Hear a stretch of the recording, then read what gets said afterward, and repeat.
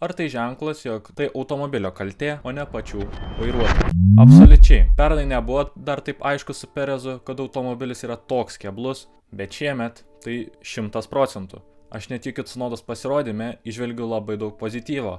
Ir atsiranda šiek tiek vilties, kad pagaliau Red Bull komandoje turėsime abu lenktynininkus. Galėtumėte paklausti, kodėl? Tsunoda buvo pakankamai stabilus visose treniruotėse, prisiminkime pirmoje šalia Maxo Verstappeno, antroje daug chaoso ir Yuki neturėjo nei vieno kito išstojimo, trečioje viskas pakankamai neblogai. Toliau, pirmajame kvalifikacijos raunde, jis baigė tik 2/100 nuo Maxo Verstappeno. Įspūdingas rezultatas žinant tai, jog jis šitame bolide realios patirties neturi.